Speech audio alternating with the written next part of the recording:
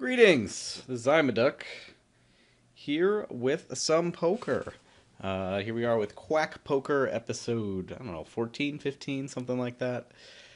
Anyway, this time I am playing a sit and go tournament. So if you haven't ever played sit and go tournaments before, they're like normal tournaments except they're just one table, and you often start a little bit shallower than you normally would be in a tournament.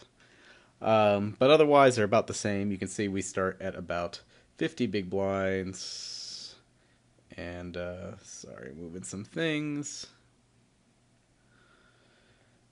Anyway, so I've been playing these a lot lately, and I felt like it would be something different to do, so that's what we're going to do.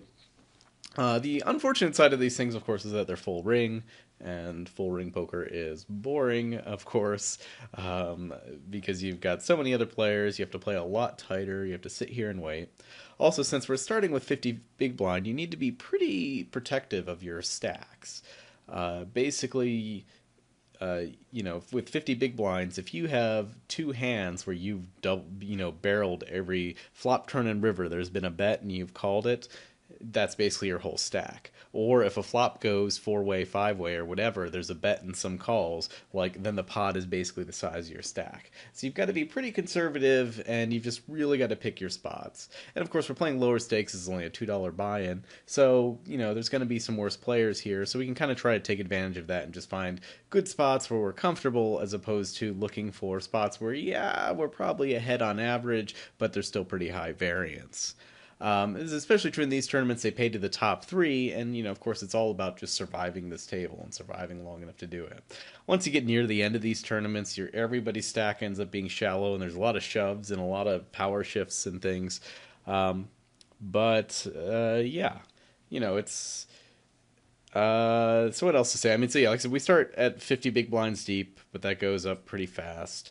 I found the players at these. There are some good players. Most of the players are pretty bad. You get a lot. It kind of reminds me almost of a lot of live poker. And in fact, that might be why this video might be useful to you if you play a lot of live games, single table type tournament type games. This is very similar to those type of dynamics. I see a lot of limping, a lot of people calling way more widely than they should, which again, if you're only 50 big blinds deep, you can't be calling with every single hand. You can get blinded out super fast. And when the blinds start going up, you're just going to lose your stack just to trying to see every flop with deuce four or whatever. You just can't do that. You need to be much more conservative with your stack.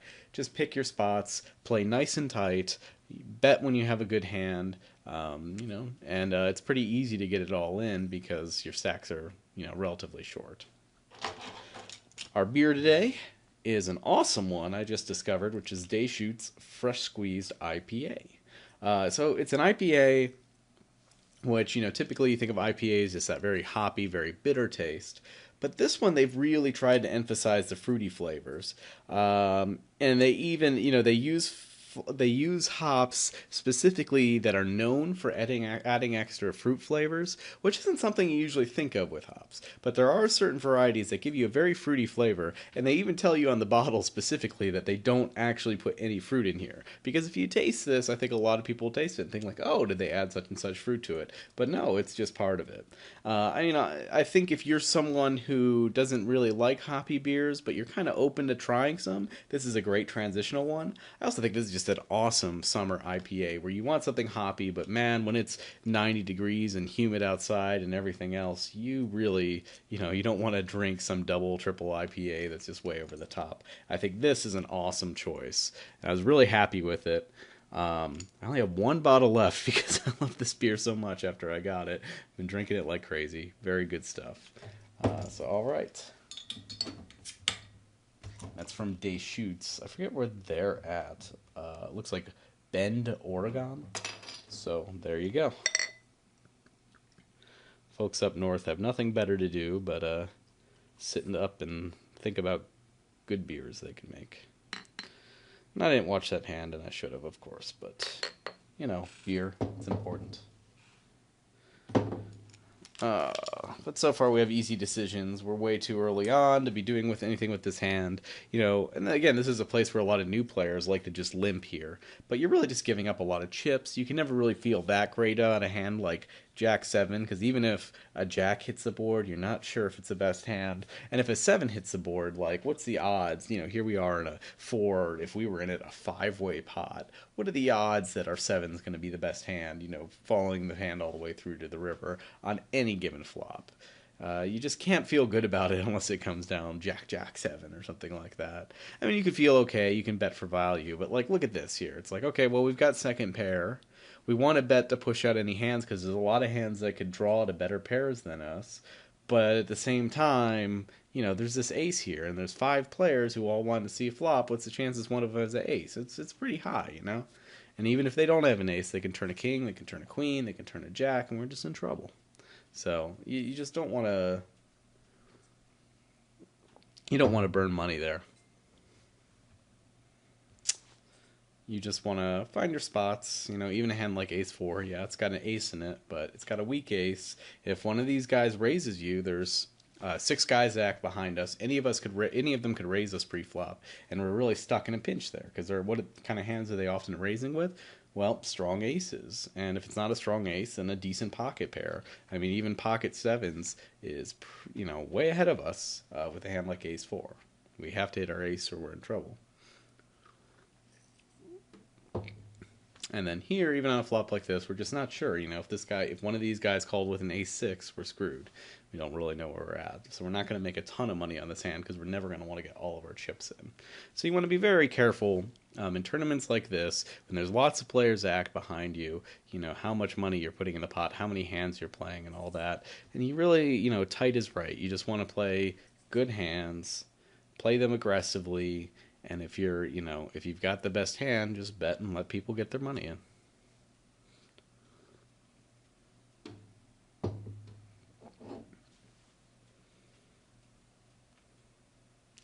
So we haven't seen anything too crazy happen just yet. We made a bet call here on a relatively dry flop.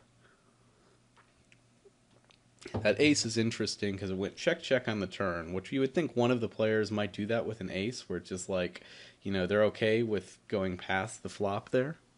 Oh, but our friend here actually did have an 8. But on a hand like that, they might have been okay with going past the flop there. Sorry, my hand history thing is not working. Come on. Let me just pull it up so you know what we're talking about. So this guy bets, which it very easily could have been just a trying to steal the pot type bet, because it's just a very, pretty dry board, not a lot going on, not a lot of even suited connectors, unless they're spades specifically. They're not doing a whole lot on this flop. So a bet there will often just steal the pot for you. But when he gets a call, what hands does the other player call with? Well, he could call with a lot of just big cards, which ultimately was what he called with. But he could call with a bunch of big cards, or some weak pairs, or some middling pocket pairs, those type of hands. So the jack comes, and it's probably not going to hit him, but at the same time, you don't necessarily want to bet because, he's not staying in with many hands that are worse than yours. And then the river comes out of ace, and you got to kind of figure, okay, what hand? He just checked the turn. Both players checked the turn. So they're kind of saying my hand's kind of strong, but not super strong.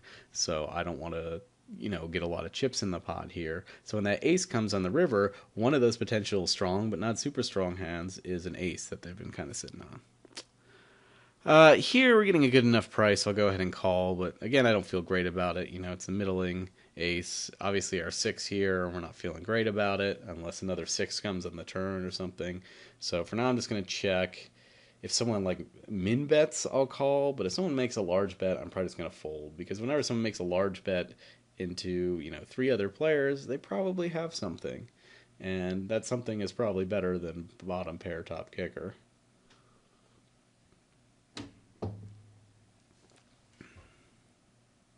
Still think our call was okay pre. I mean, there's not that many aces in the deck. It's nice to have an ace. Of course, now we've got 2 pair, so now we're feeling pretty good. I'm going to go ahead and bet here because we've probably got the best hand. And there's a lot of hands that can call us here, so a lot of worse hands that can call us here, so I think betting is good. Any random ace can call us here, any queens can call us here, any heart draws can call us here, so we might as well just go for the bet. Now, the only shitty thing is if they have something like ace 9, ace 8, we're kind of screwed. But I think we're ahead enough of the time that we just have to go for it here. Go for some more value here. I think we're going to get a call from just a lot of random aces that don't have two pair.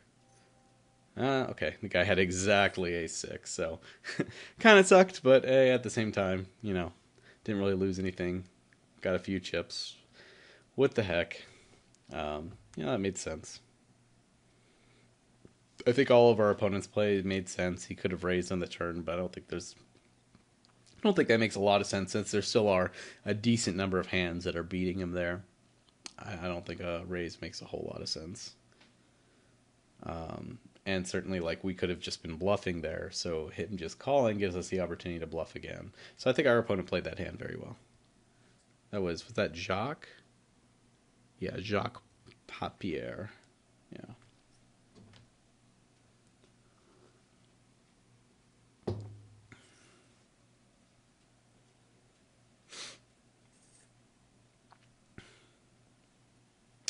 Got some threes. Nice hand to have, multi-way pot just for set mining. Which I say multi-way pot, because like I said, most of these hands end up going multi-way I've found in these tournaments. Although I'd say this table so far appears to be a little bit tighter than what I've seen in the past. See, here's part of the problem with being short, is you can't really call with super speculative hands like this. Our hand just has so little immediate value, and it's going to just play poorly post-flop unless we flop our set. And for the amount of money we have to call, 240 chips, we just don't have the odds there to call, even if all we're trying to do is see if we get a 3 and fold.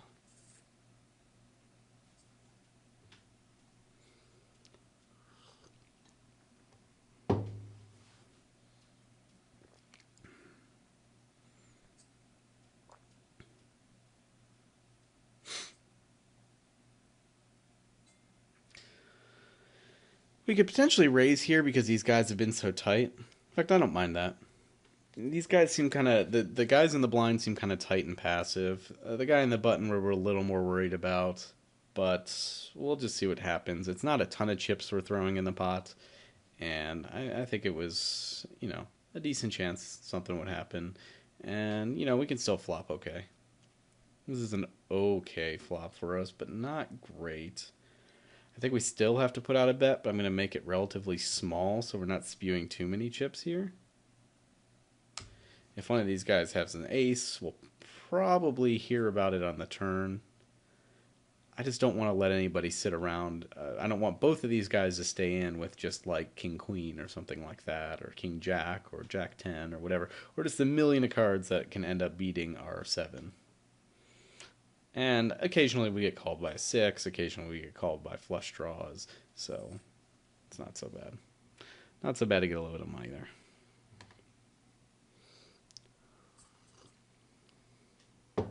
Eight seven's a hand. If we were playing cash, I'd be more interested in opening a hand like that here. But, again, since we're trying to preserve our chip stack, I'm trying not to do anything too crazy. If we were one seat over, I probably would just go ahead and open it here, depending on how, because we haven't seen much stuff like this, not a lot of crazy re-raises. We've seen a lot of folding from these guys, so I think it's okay to open a lot of hands kind of loosely there. But now that we see this guy shoving in like a weird, he made a pretty massive overshove there. I don't think we're gonna. I think we're gonna be a little more cautious about betting into him. But that is the first time we did that. So he did that. So we're just gonna see. Yeah, because that was still a lot for him to shove in there.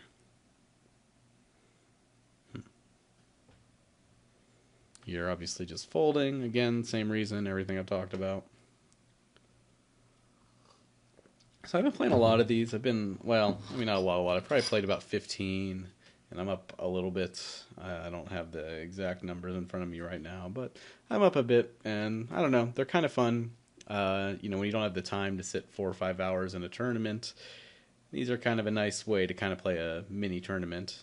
And again, it kind of reminds me of live play, which I've been working on a lot. I've been playing a lot of live poker lately, which is why I haven't been posting as often as a lot of my poker time's been dedicated to doing live tournaments and live cash games and those sorts of things. Just home games around town, basically, and I've been hosting my own and all that.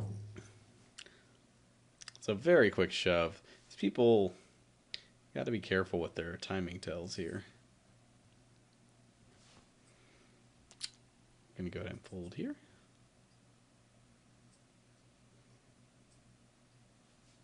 But you can see, I mean, there was another one of those pots. It just demonstrates what happens when you're this short stacked. That guy's shove wasn't that bad. I mean, there were 21 big blinds in the pot, and he shoved for 36. I mean, otherwise he would have just had to get it all in on the turn, too.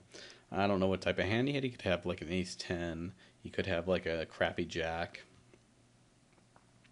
Or he could have a really strong hand. It's hard to say what players are shoving like that. He didn't seem like he had much of a decision though, so I kind of be leaning towards like the jack something, and he just said, "I've got a jack. I'm going all in." Not necessarily a super strong jack, but he's got top pair. He could maybe hope to get called by a 10 every once in a while there or whatever.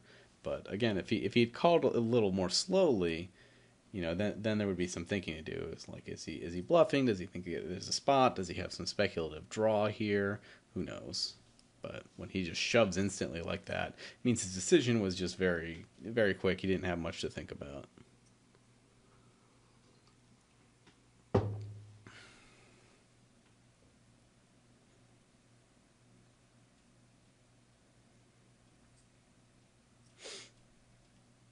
One thing to keep in mind, though, is when we say that, quick bet means that someone, doesn't have much to think about. That doesn't necessarily mean they're super strong.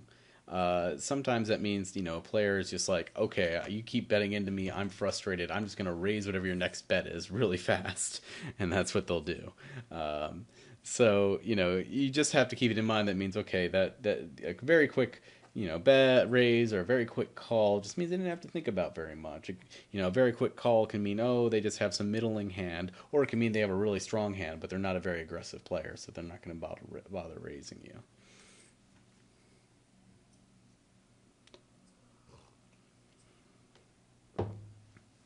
This is a slightly odd spot. I mean, we get decent odds against this guy, but he's going to be raising a lot of aces. Ace deuce is not that great. Now, luckily, with this guy raising, obviously this guy's raising sizing is too small here. This guy should never be folding to that. Like the pot odds are just too good. He's only going to pay 40 chips to win potentially 260 chips. Why wouldn't he see a flop?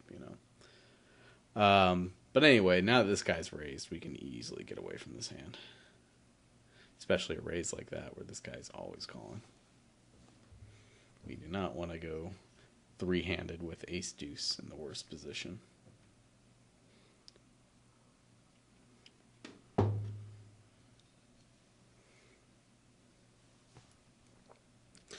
One thing I hate is they give everyone 60-second time banks on these things, which is a lot of time when someone just gets up and walks away from their seat, and you have to sit there. I find, especially like right when the tournament starts, there's often people who've walked away from their computer, they forgot they had, who forget they had signed up for this tournament or whatever. And so, like, usually the first hand you'll have to sit there for 3 minutes as it goes through a couple players who just aren't at their seats and has to wait for this whole time bank thing to go out. I do kind of like, I think some sites have it where you have to click time bank when you want more time. And I like that a lot better as opposed to just like randomly timing out, and letting you just time out. Letting you time out for a minute straight or whatever. Full ring is so slow.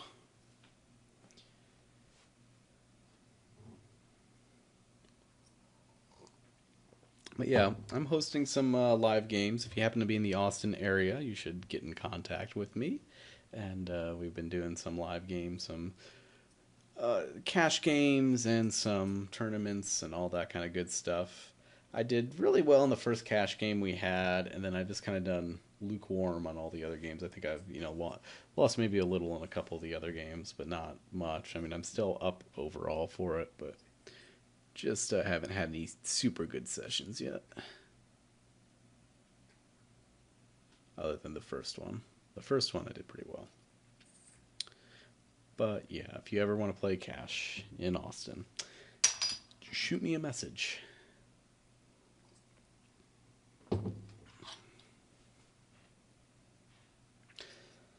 Oof, man, I really like this beer. I mean, it's still a little hoppy to want to drink on like a really hot day. Um, this guy's just limping. We do have a king. I'm kind of interested to see what he does if we raise here.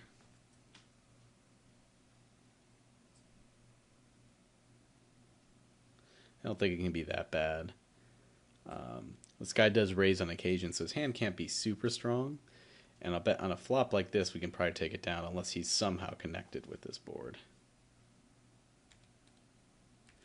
Maybe if he's got an ace, he'll call us here. But I think a lot of times we're just taking this down. I maybe could have made this a little bit smaller, maybe like 290, 280, have the same effect. Basically just trying to get him to fold there. Although we do have two overs, so, you know, we potentially could draw out even if he's got a better hand on the flop there.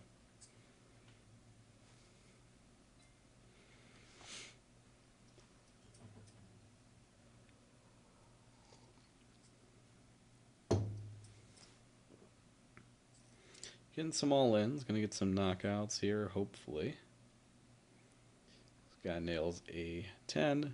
Our friend Scott, two pair, knocks out that guy. So we're down to 8 players.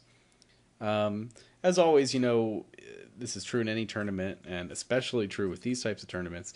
You always want to look when someone gets knocked out, how the table dynamics have changed now, right? Like this guy was fairly short stacked and was going to be shoving a lot more often, but now he's back, you know, close to starting stack, kind of close to average stack.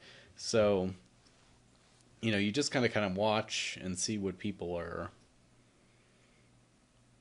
Let me see, what was I saying? Oh, you got to watch and see as people go out, you know, how the dynamic shifts, or it really on any of those big all-in hands. If it leaves somebody else who's really short-stacked, you know, you got to be careful around those people because they're just going to looking for a spot to get it in, looking for a spot to shove.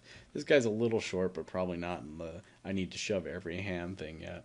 And I also seen one of the biggest things I've seen, the biggest flaws I've seen of players who are playing these is a lot of them don't seem to understand what to do when their stack gets really short, and some of them just let themselves blind out.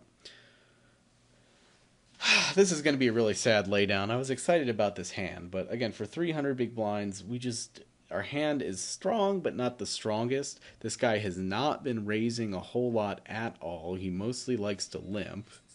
Okay, and yes, we've got a draw to the nut flush, but you know, we're not going to hit that nearly often enough to make this initial investment worth it. And we can't guarantee that we're going to get action when we do hit it and all that kind of stuff. And we might have to call several streets and everything else. Much is better off folding there. You know, his bet was pretty big, too. That was a 5x raise, and that was just way too big for us to call with that hand. You know, if he'd min raised there, I probably would have called. But when he makes it 5x like that, that means if he bets the flop and we've got like the flush draw, and I guess we just have to get it in at that point, which isn't that bad. But then if we don't have the flush draw, if we have like a backdoor or our 9 hits, but there's also a king on board, we're just in these weird, awful spots. That even though I like ace-9 suited, I think it's a great hand to play a lot of the time. In that particular spot, he just made it way too expensive, and he's a guy who's not raising a lot, so he's probably got us beat. Almost certainly has us beat. I mean, what else is he raising with in that spot? That, you know, king queen maybe is like the worst hand he's raising with, where it's just we're just barely ahead. And even that he might not be raising here, especially not that big.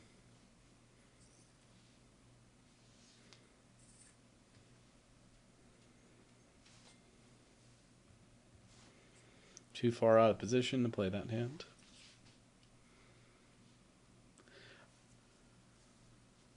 But yeah, like I was saying, one of the biggest problems I've seen with the players in these things is they just don't know how to play once they get down, once they're short stacked. They kind of let themselves blind away, which is an okay strategy if you're down to like 4 players and you're hoping some other player is going to go out.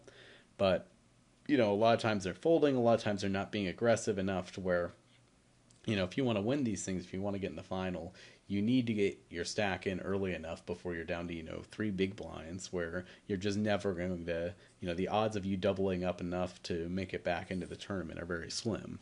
You instead want to start shoving with, hands when you're like 10 big blinds deep so that you can hope to double up or at least pick up a lot of blinds and get a large enough stack that actually be competitive in this tournament.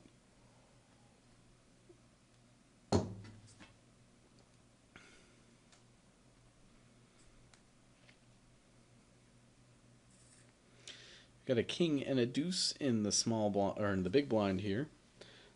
Again, not a great hand. I think we will check if it gets limp to us, and probably fold to any raise. Maybe call him in raise. I don't think so. I don't think we're gonna even call him in raise with this hand. It's just not a fun hand to play.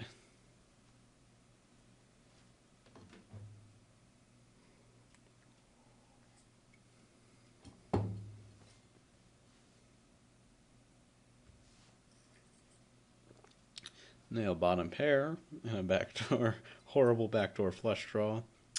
I don't think we can call here, but we'll Hollywood for a second just to make it look like we're not insta folding there every time.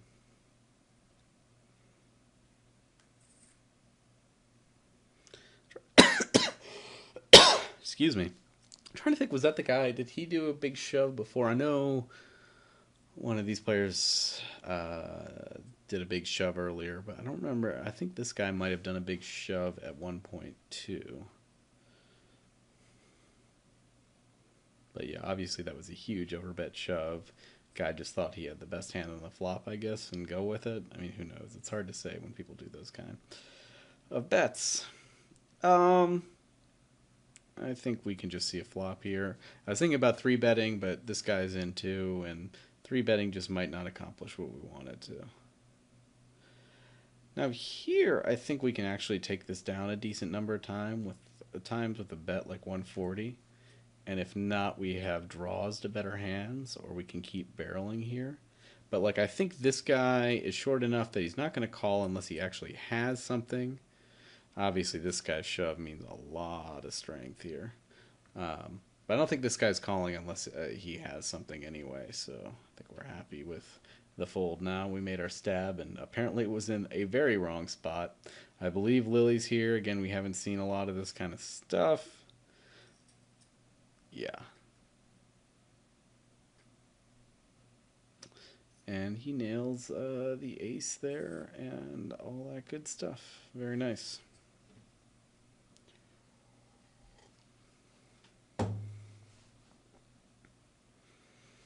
So, yeah, he made a pretty big shove there. It was bigger than it needed to be. I guess he was just trying to scare me out. I don't know. That was strange. He could have just done a normal size raise. I mean, even if I stay in there, it's not that big a deal.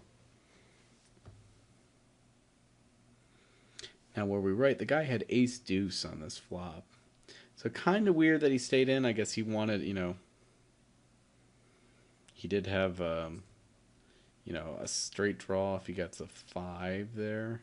But that's not that great, and he was so short stacked. I wouldn't have expected him to call with a hand like this. I guess he figures his ace is good a small percentage of the time as well, but man, I don't know. So he's just probably calling way too much post flop. And I mean, he did call the shove there, so that kind of proves that when this guy shoves, he's looking really strong, and your hand really does nothing. You've got ace high at that point. I mean, yeah, he ended up getting there, but lucky him, I guess.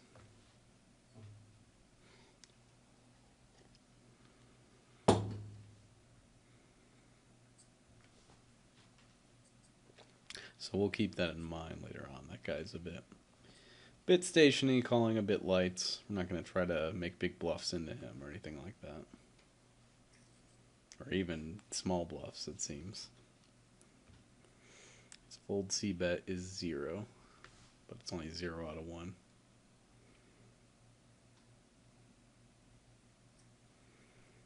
Yeah, I mean, I think you could figure out the regular decent players pretty quickly in this just by looking at how many hands they're playing. That really is such a huge thing.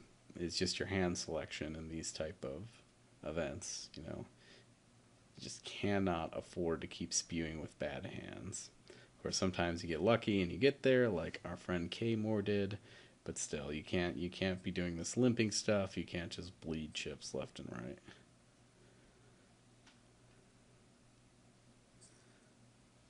Nines on sevens.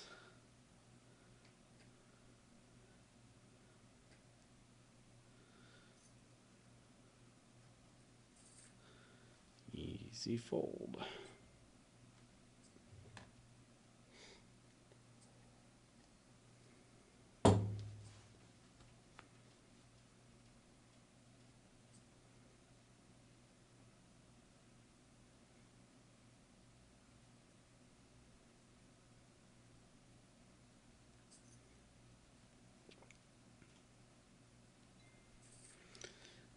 Easy fold.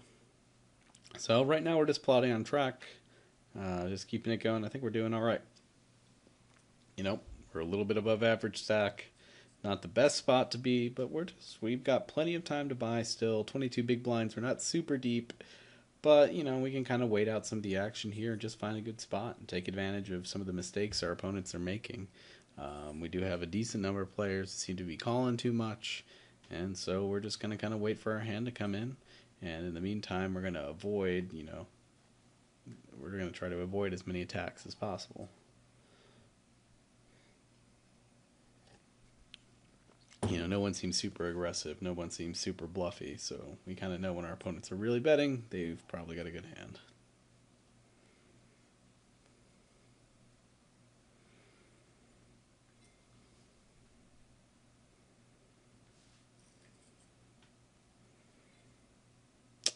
This is not the flop for us.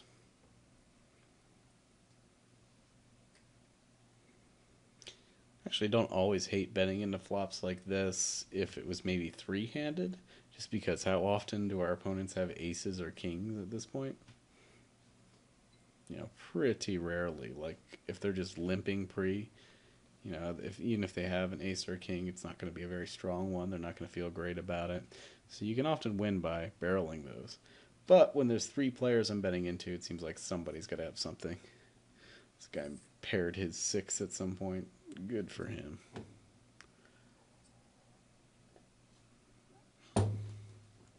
Let's see, and on that hand, yeah. Oops. Yeah, I mean, the hands these people are limping are just crazy. 10 fours, 4 twos, 6 5, Q3. Yeah. 4 twos us, obviously.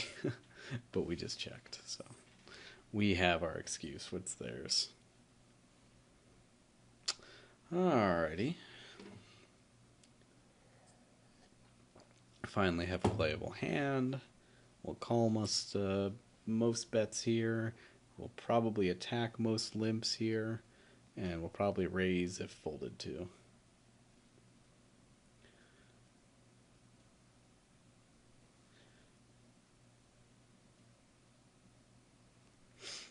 I mean, King 10 is a strong hand, but you don't want to overplay it, which is why if they raise, we don't want to bet.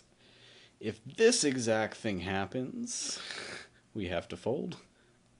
Because this is just a huge raise. It's over 4x. You can see, I mean, this guy's only got 1,000 chips behind. So if there's a call there, pretty much you're saying, I'm getting it in on the flop. And we just don't have any reason to play that kind of game right now.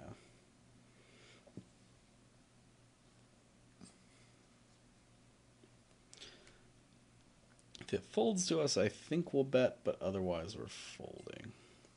Yeah, another just 5x huge bet here. We're going to believe Lily's on this one for sure.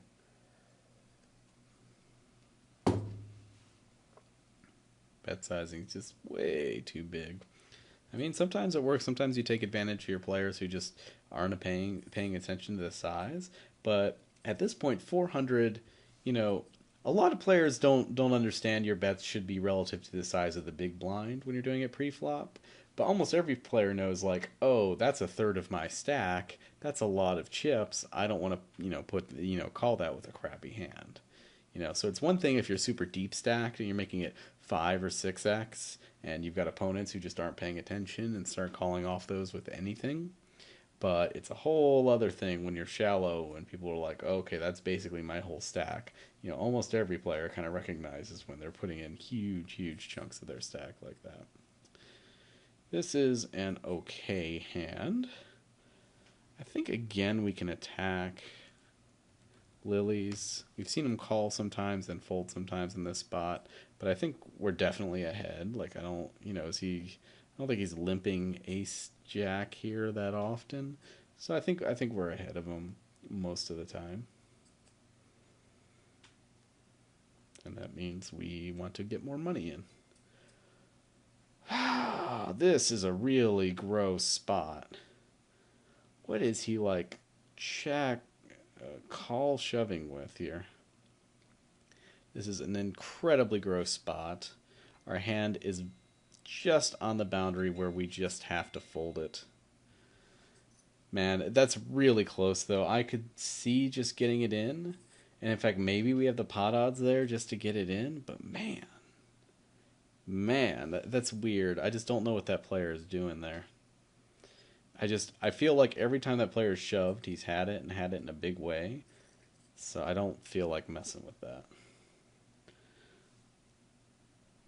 We're definitely gonna just bet here because we don't want to get outdrawn. Protect our hand a little bit. Maybe get a little value from ace high type hands that might call us here.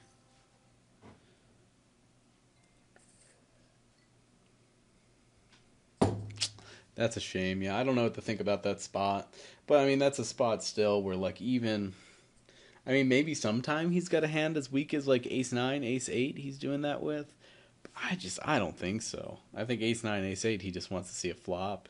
I think maybe we're like on the bad side of a flip sometimes, which then just barely makes it a call. But I've found too, I mean, again with these types of things, this is really tournament poker. This is like and you're kind of always on the bubble. It's there's so few players that you're always like trying to just really survive and outlast and just kind of slowly chip up as opposed to, do these big swingy moves like this and just max it, in a cash game, I don't know, I might call there some percentage of the time, but it's just way, way, way, way, way too risky in a tournament like this where if we lose, then that's our tournament life. And even if we're correct that we're ahead of him and he's got a hand like King 8, he's still got a decent amount of equity against us, So even if we're right, we still lose some of the time, and that's our entire tournament gone. So, we'll be a little cautious. Find better spots. I mean, this guy has shoved before, but again, when we've seen him shove before, he's showed down, he's had good hands. So, I don't know. I just find it really weird that he limped like that. I don't know if he was just frustrated with us picking on him, or he was slow playing something, or what. It's very strange. I mean, there have been a lot of raises lately, so he might have been slow playing with the anticipation that somebody would re-raise, or somebody would raise him there if he just limped. That's certainly possible. He might have been just setting a trap there or something. And I think he raised fairly quickly, too. So, I don't know. I think it was a good fold regardless. This is not a good hand.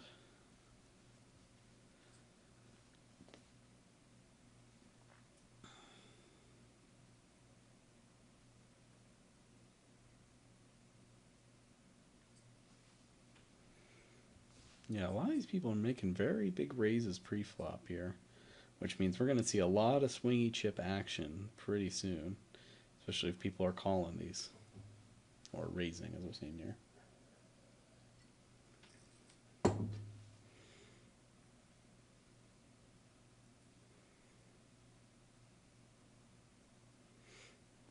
But you see now, you make a big raise like that, there's a re-raise, and now we're so short stack, basically the pot is equivalent to your stack. And so you pretty much just have to get it in, or almost get it in. You know, there he's putting in 800 chips, but he only had 1,200 behind at that point, so he's basically got to go all in there.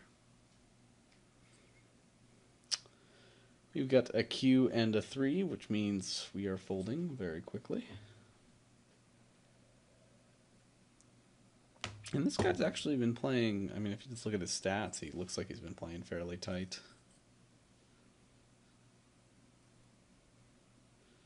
What do you think, Jacques Papier? And I don't think we've seen a ton of action from him. And I think he did something earlier that made me think he was a decent player too. But yeah, this is interesting. Very quick call. He's got a set.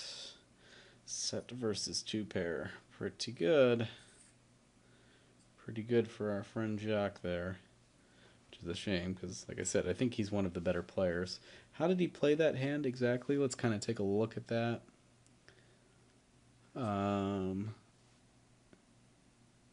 So he just limped pre-flop, open limp pre-flop with 6s, which is not ideal, but it's okay. He gets a raise to 2, which of course he's calling. It's a stupid raise to make. Flop comes, flops trips, goes check, check, check. Then he decides, okay, if I'm going to get any value here, I'm going to go ahead and bet. Plus I want to get rid of those flush draws. And then it goes all in. His opponent had 2 pair, so they were both kind of slow playing their hands there. His opponent had raised pre with ace-jack, but suited. But remember, he only raised small. He could have raised a lot bigger. Here, everybody's getting shallow enough that just doing min raises is fine now because it's a big piece of anybody's stack. If it folds around to us, I think we have to call here. If someone else calls, we have to fold here. But we're just priced in the calling. It kind of sucks because it's still a big chunk of our stack. But we've got a pretty solid hand, and if he's shoving a lot, then we're often ahead of him. And of course we are ahead of him here. And we need an ace, and we do not get there. Well, that was kind of sad. What can you do, though? We got it in good, made the right call. And, we've been protective enough of our stack that we still have some chips left. But we are getting very close to the, just shove mode and hope we get double up. But we have a little bit of time here. Little bit of time. Once you get down to about 10 big blinds is where you start hitting that limit where you need to start thinking about when you need to shove and all that. Once you get down to 8, 7, 6, then it's like then you just have to wait until you've got then you just have to, your first time you get an ace or a king, basically, you just need to shove. Or any decent pocket pair, you just shove. Hope to double up or steal the blinds.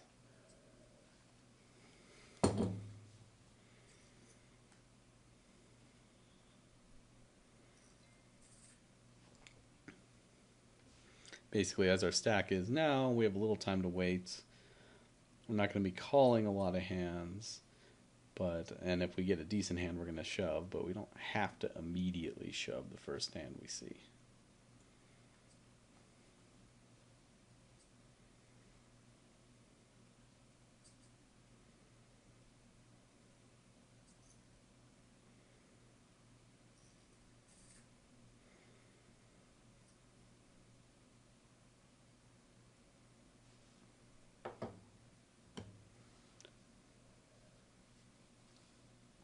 It's a shame we lost that all in, though. We definitely could have used those chips.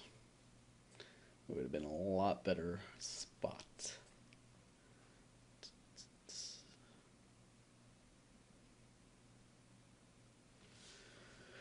What do you think Lily's won? Yeah, I was going to say, he's thinking, yeah, he's probably going to shove. He's been shoving a lot. I believe him. We're not doing anything with 9-4. Too bad we couldn't see a free flop with our big blind in already. Oh, we get another shove, and then the other guy gets out of there. 7s versus ace-king. Ace-king hits theirs, and Lily's goes down and is at a very small amount. Yeah, now that there's antes, we pretty much, now we seriously are now just in kind of shove mode here with a lot of hands. Although I might, if it folds to me, I might just call here.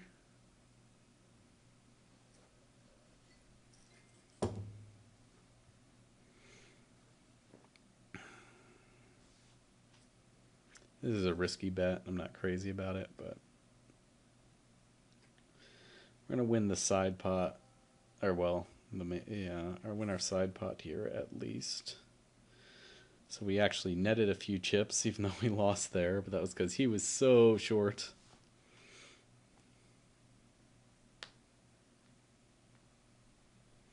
But he did hit his trip kings there. So lucky him, but he's still just so short. I mean, it's just so impossible to come back. I mean, you have to just get double up, double up, double up, or like get some four-way all in that you win or something like that to really come back from this spot he's in there. But you know, chip in a chair and all that. You just got to keep playing and keep grinding it out. Obviously, we are not in great shape either, but we're still in much better shape. Where I mean, we get one double up here, and we are, you know, we're okay. We're competitive again. We're close to average stack at least. We're definitely shoving here. Obviously, it's a very strong hand. I got to think Lily's has something, some percentage of the time here, but whoa. Okay. I mean, that happens. You know, if we were handed any of these hands Lily's was here, jeez. Jeez. Not much to say about that. I think we've gotten in just some unfortunate spots here. We could shove here, but I'm just not as comfortable with that just yet. It looks like that was a good thing because Scott's batting that big, he probably would have been calling us. A lot of these players just betting really big pre. It's a shame we hadn't run into any spots where we could take advantage of that. Obviously, this hand we are just shoving. It's just too good to do anything but shove. We're not going to try to outplay anybody. We're just shoving it in. That's that. I could have took a second more to Hollywood on that, but I think people can kind of see. That guy snapped us off with ace-9. Interesting. Take it. So now we are in okay shape, but still not great shape, but we are not in a shoving shape yet. And if I was one or two seats over, I might open that. But you can see, you know, you shouldn't give up when you're short stacked like that. It's pretty easy to get back into it.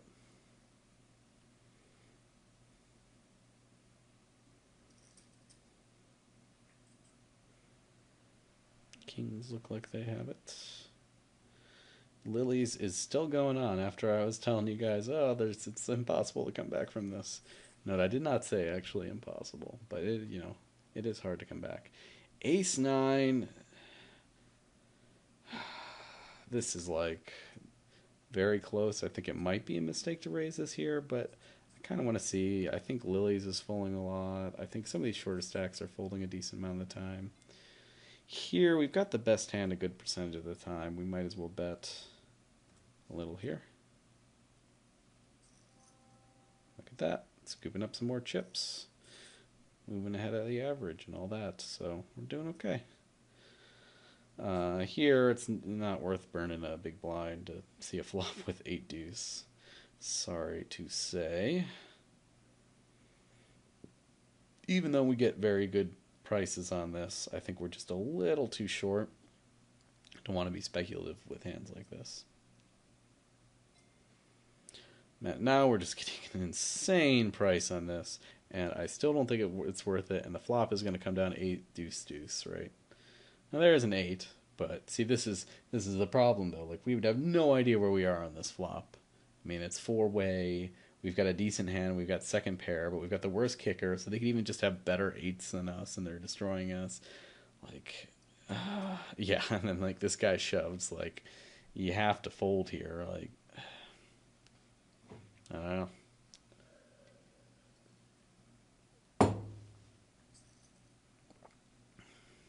Yeah. So nope. I think it was a good fold on our part.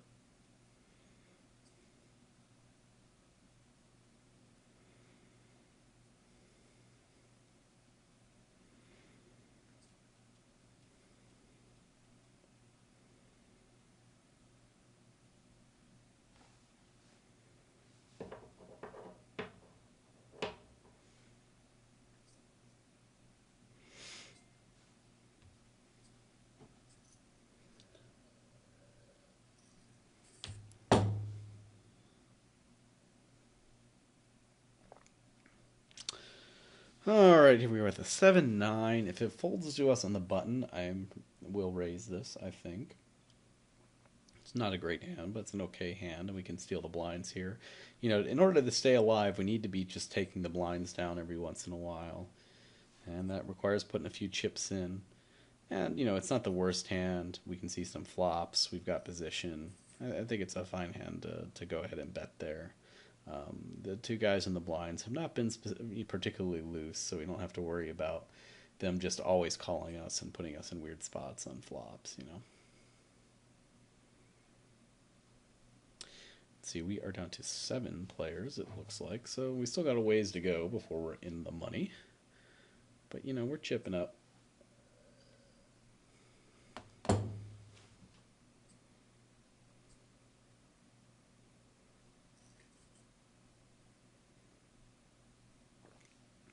Would have had a pair of 10s on this board, which is not exciting at all. I'm about done with my fresh squeezed, but I definitely want to check it out. Deschutes is a beer I think you can get in a lot of places too. So you should be able to find this one. If you've been wanting to give IPAs a try, I mean, I think it still is a little hoppier than normal IPAs, but I think it's got enough other flavors going on that it'll at least give non-hop appreciators, you know, a little more understanding of like what it is when people say, "Oh no," you know. I think a lot of times you have IPA and it's just you just think, "Oh gosh, it's just this grassy, bitter, whatever flavor." And it's just too much, and you're just overwhelmed by that, and you think every IPA tastes the same.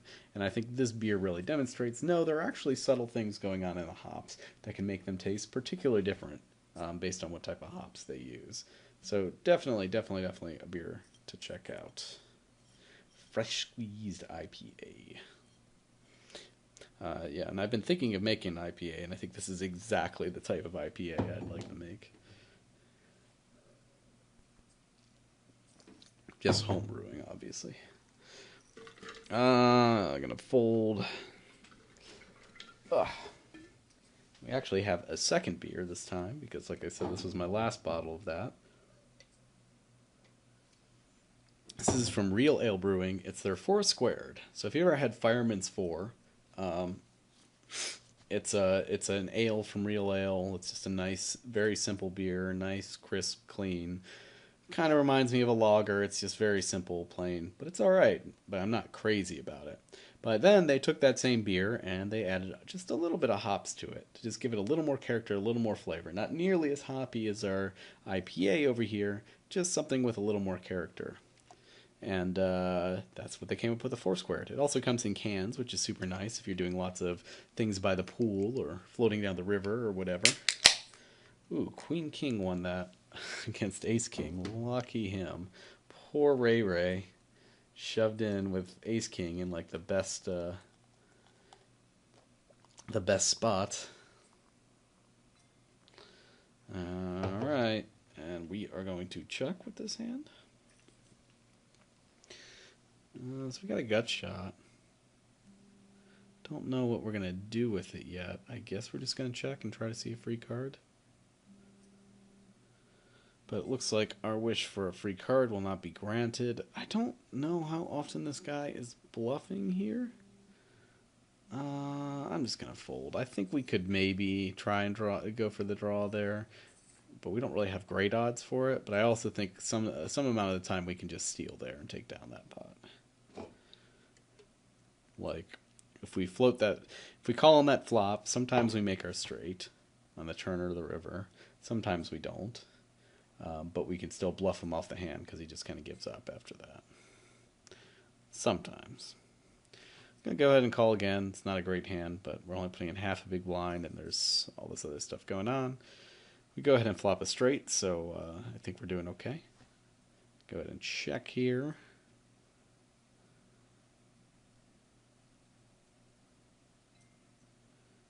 This guy raises, so I think we're just going to try to get it in here.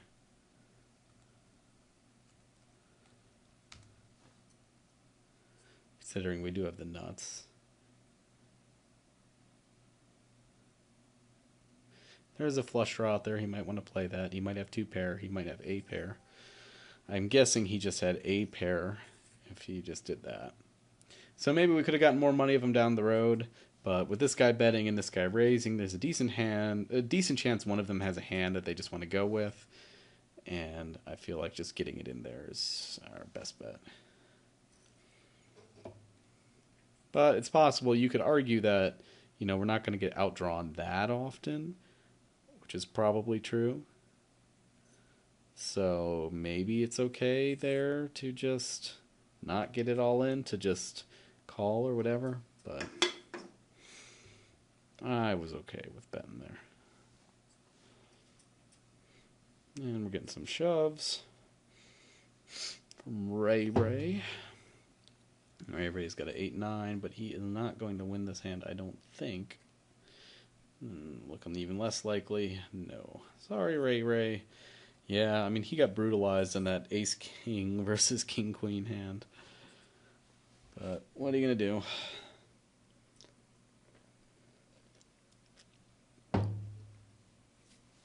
So we're doing all right here. Maybe could have had a few more chips if we played that straight a little bit differently, but I'm okay with where we're at.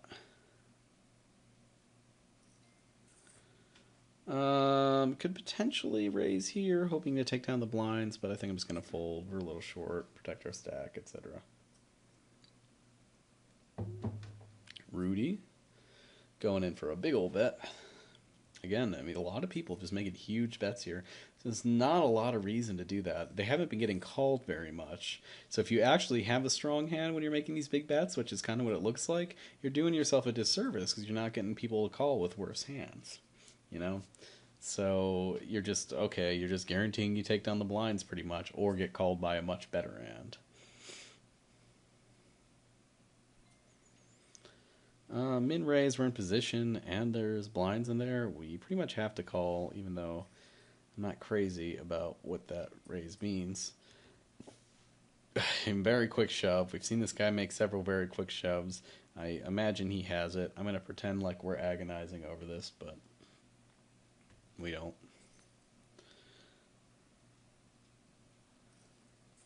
I gotta assume he had like an overpair there or something. He's not a guy who raises much. But he still gave us, he just gave us too good a price. There's just no way in hell we can fold there in position with not the worst hand, etc.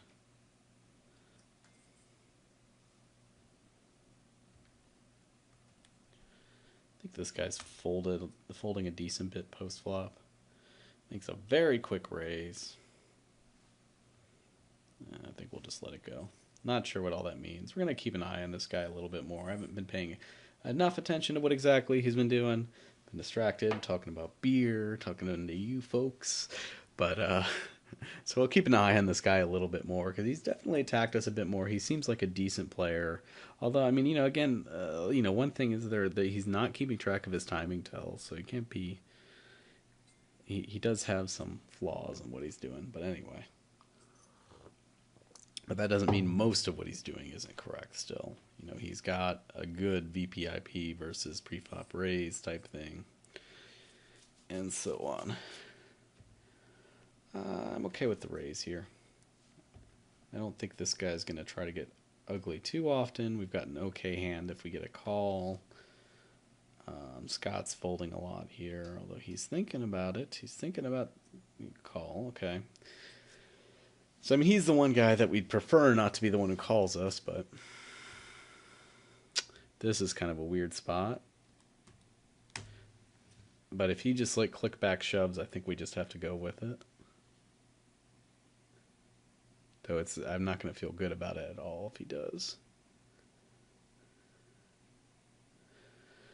But the fact that he's presumably thinking about it, you don't really know if he's thinking about it or just Hollywooding, but he hasn't really been Hollywooding in the past. So the fact that he's thinking about it makes me think we've probably got the best hand. He might have some weird pocket pair, but I don't know why he would think about that pre-flop. I don't know. I'm not sure what's going on there. All right, we're on a break, so I'll see you guys back here in just a few minutes, which will look like a few seconds to you. But I'll have aged by a few minutes, so you'll know. You'll be able to see the difference.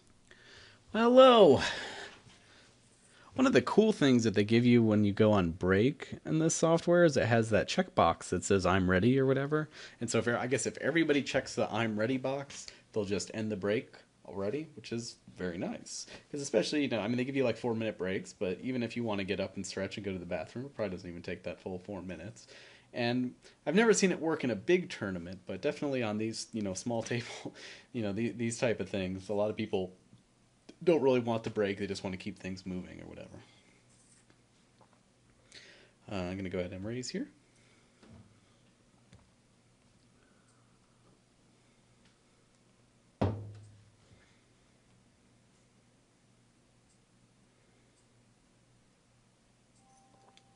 Yeah, and you see, so there I'm making a min raise and I'm taking down the blinds. So there's just no reason to make these huge bets these guys are making otherwise. Min raise is accomplishing the same things that they would want to accomplish. This guy is pretty short, so it's like almost mathematically okay to call there, but not quite. He's pretty short and there's a lot of chips in the pot already. But we haven't seen him shoving a lot too, so he's going to end up with premium hands most of the time. And if we miss on this, we're going to be a little bit crippled. Although we would hit a straight there. Darn. Or actually, I guess the board was a straight. Yeah. Don't think we had anything to do with that. I think we just fold this. Although we have the mathematical odds to maybe call there, I think we're going to get put in a lot of weird positions. And I think it's okay to just fold hands in those positions every once in a while, too. Just to keep players from thinking that you're calling with every hand in that spot. Although, they might not be paying attention. Who knows? Well, I did not want to get a call here. He leads out for 150. I think we're just going to fold. I kind of believe him here, and our hand is awful.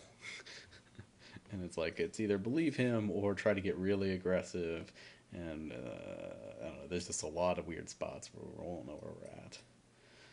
Well, this guy opens shoves, which is a shame. Because we're in a weird enough position that we can't really call that just because there's a bunch of players to act behind us. And our hand is decent enough where we can call that some amount of time. But now here, we would be happy to call a shove. We're actually going to raise this guy here.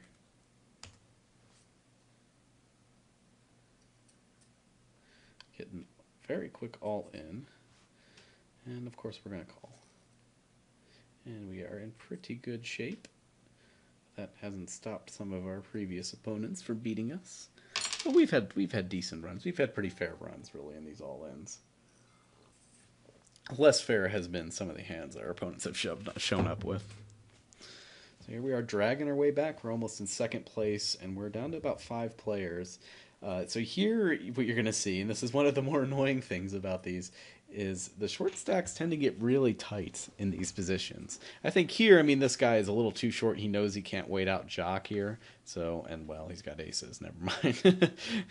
There was no logic there, and the only logic is I've got aces. I'm going all in. Yeah, it's wasn't complex thought. But actually, now this makes the situation more complicated, right?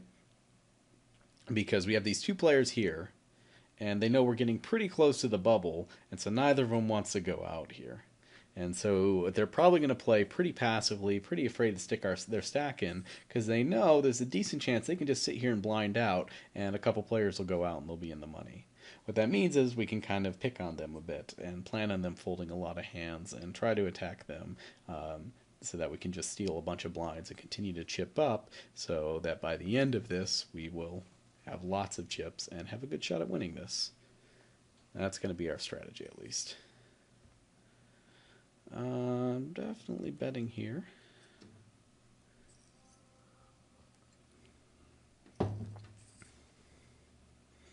Maybe Jacques will shove here. Hey, Jacques. Hey, Jacques. Nope. I think we're going to raise and probably just get a couple folds. But we could see this guy shove. He's thinking about it. He's thinking. Just calls. Interesting.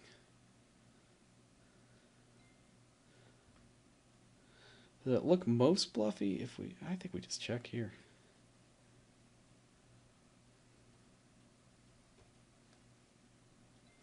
Alright, now I think we're just going to shove. I don't think there was much else we could do there. I can make a smaller bet. I don't think I'm getting a call. I could check and maybe hope for something to happen on the river. I don't think anything was happening that hand. But I thought there was a non-zero chance he would call a shove there if he had some middling pair, and that was really the best shot we were going to get for getting money out of that pot, maybe.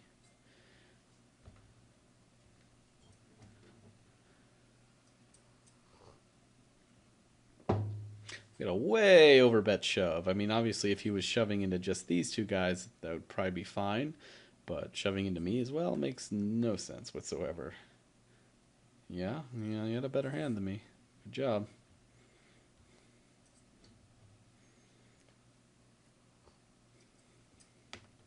We are going to call here.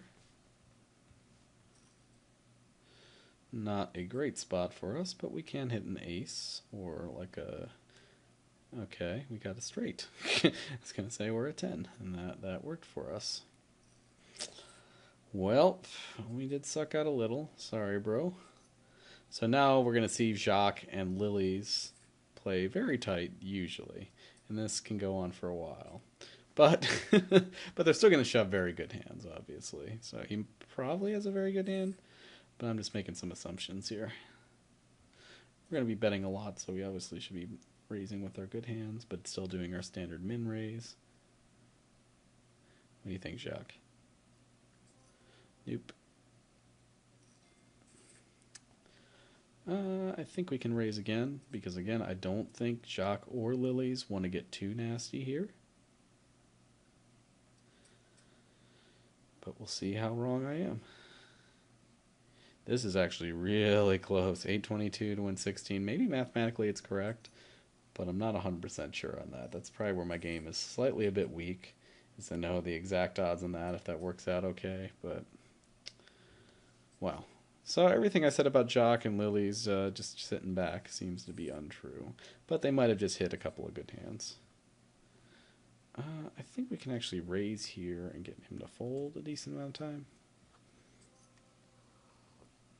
I haven't been raising much from the small blind, but I want to test this guy a little bit here. Here we are going to fold.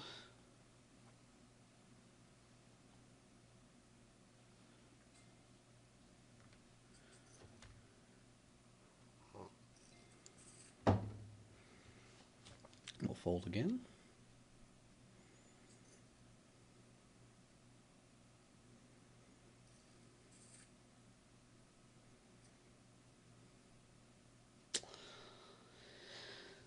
So yeah, it looks like these guys might be going back to tight mode. I just assume if they're shoving that they're shoving with a tighter range than they normally would given their stack sizes. I kind of want to see what this guy does here.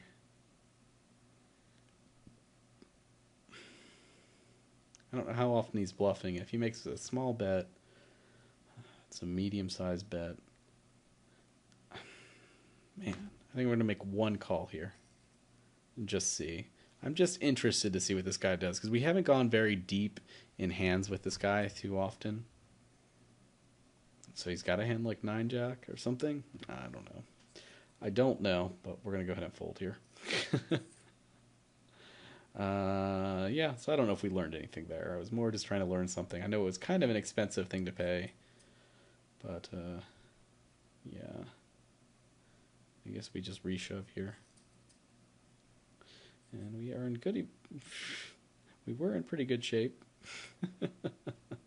Come down another club. All right, at least we chop it. I'll take it. I'll take it. Better than letting him suck out on me.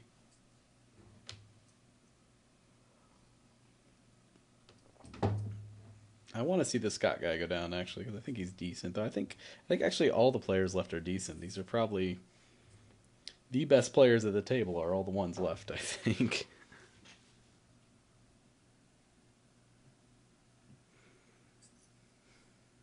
He made a big raise there. Jeez. What is this, like 4? It doesn't make any sense to these 4x raises like that. But he has scooped up a lot of chips from that. That and the one hand where made a slight blunder.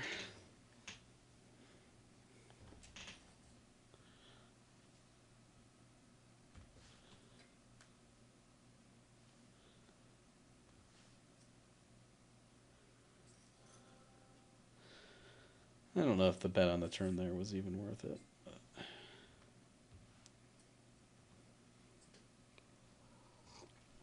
Mostly just, yeah, I'm trying not to slow play things too much here.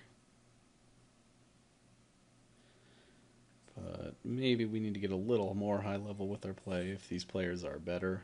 It's hard to transition from that mode where you're playing against a lot of bad spewy players to decent players who seem to know what's going on. We need to transition our game a little bit if we think these players are a little bit better. But I still don't think Scott is bluffing too much. He doesn't seem, I don't know. He's had a lot of very aggressive points, but I think he just gets very aggressive when he has a hand as well. So we're going to see what happens here.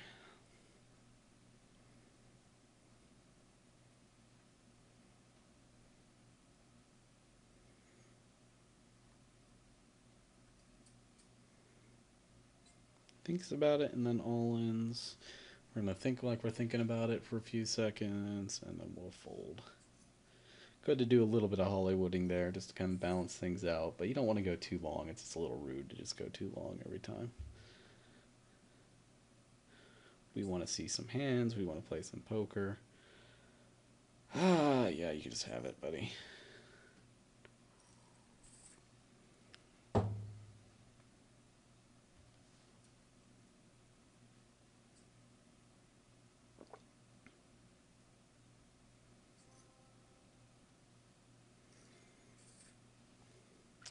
I think we're going to raise again here because I think our opponents are playing tight enough that we can do this.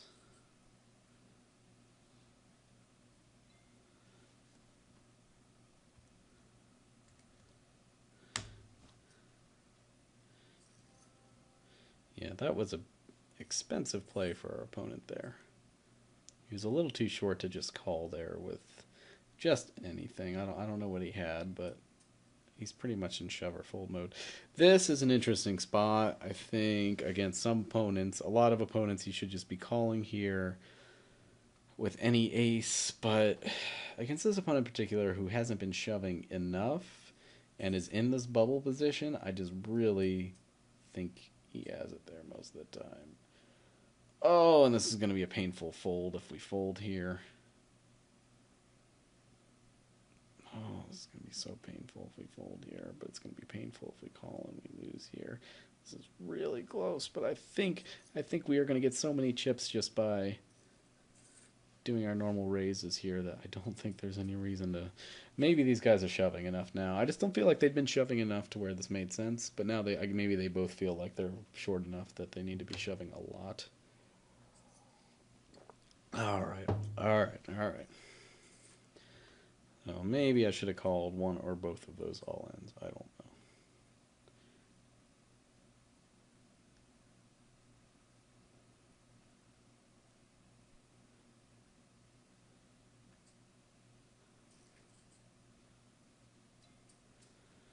Easy call. And we got it. Yeah, that was kind of bad luck for him. He had top pair and a decent kicker. So shoving there makes a decent amount of sense. He makes it fairly big here, and he's kind of he's a good bit shorter than I am. I don't think it's worth it to call there when he makes it so big. You know, if it was a bigger suited connector, maybe I would play it. But 4-5 suited, the 4s and the 5s don't play very well, so you're just hoping for the straights and the flushes pretty much. And even then, you can get beat by a lot. You can get beat by better straights and better flushes. And look at that. We have ratcheted up to second. So now we're in our real mode here, which is heads up. Stacks are pretty even, about 30 big blinds deep each. We're going to see if this guy adjusts his game, but he hasn't. He's only seemed to be aggressive when he has it, is kind of what I get from him. So we're just going to try to steal a lot of pots. Very quick raise. We're going to fold here. That was interesting, though. Make it a little bigger than 2x on the button here. Call with this hand. King hands are very good, heads up. Go ahead and check. Go ahead and bet. Take it down, sure. I'm going to make it 500 again. And obviously we're going to fold here, but we're going to think about it for a while. Think about it for a while. Fold. Twos, which looks like a good hand because it's a pocket pair, but it turns out it's not that great. He's made a big raise here, and he hasn't been raising that big before. It's still an okay hand. I'm just going to go ahead and call. But if he c-bets here, we're probably going to have to fold.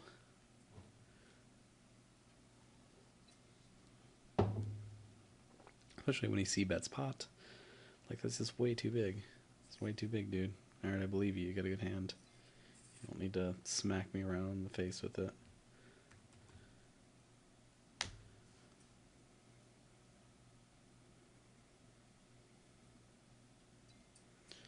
So is he just going to raise us a lot now? Alright, so we're going to have to make our bets a little bit smaller if he's planning. We're just going to have to min-raise. And min-raise a little more tightly if that's the way he's playing. King 8 is a fine hand just to call with. I'm going to check.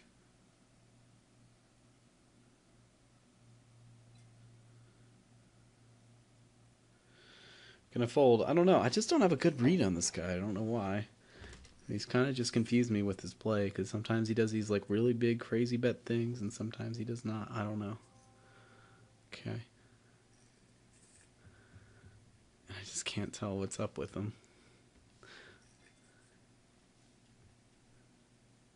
I'm going to check and see if he chooses to bluff at any point in this. But actually now, since the board's gotten a little scarier, I need to bet for a little bit of protection here. God damn. Really?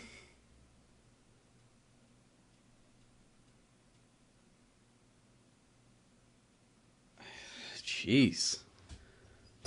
I mean, I guess we're just going to have to... I mean, you know, if he's going to do that kind of stuff, he's risking a lot of his stack. I don't know, man. He's risking a lot of his stack, so at some point we're going to have just a good enough hand to call there. But our hand was just slightly not good enough.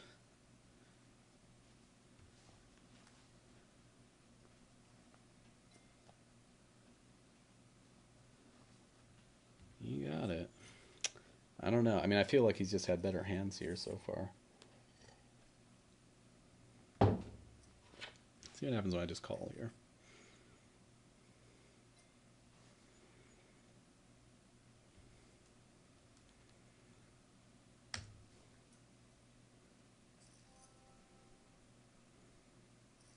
He folds there. I don't know what's going on. He's definitely successfully confused me with his play. But he's also risking a lot of chips with a lot of his plays, which means we just gotta wait for him to make a mistake in the wrong spot.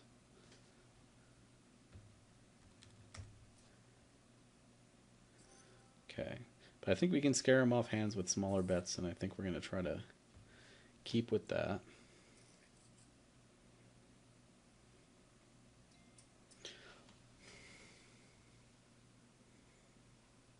I think we have to call here. This kind of sucks, but if he's on a heart draw, we are in good shape. We're just calling here. I don't know, man. We got a 5, yeah, so we've got this. All right. All right. I mean, he just had shoved too many times for him to just have nutty hands in every situation there. So, I mean, normally at these types of stakes, I like to play, you know, a little more cautiously when opponents are shoving like that. But he just was doing it way too much for it to be like he's got an amazing hand every time there. Here we're calling. Yeah, okay, so the guy's just a bit spewy, and I've been stuck in sucks we didn't win that, but the guy's been a bit spewy, and I've just been stuck in this newbie playing mode. Oh well, now he's got a good hand. Oh, we got jacks. We might pull this off. Might pull this off. 84% win. I like it. I like it. Wow. Well, that was a bit hard fought, but we managed to do it, and we took down first place, netting us a massive, $6 and some change or something for our, $2 buy-in.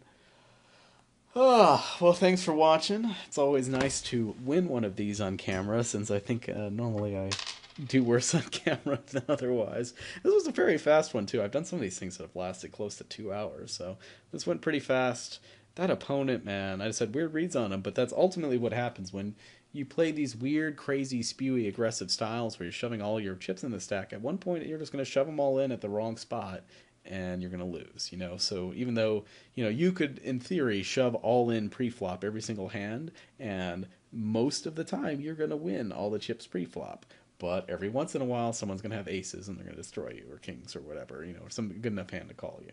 And, once you do it enough, it becomes very obvious that you don't have nuts every time, or you probably don't. So, anyway, thanks for watching. I'm glad. I hope you enjoyed that. Hope you learned something. We might do some more of these sit and goes in the future. I've been having a lot of fun with them. So, stay tuned. Thanks for watching Quack Poker, and I'll see you again sometime soon.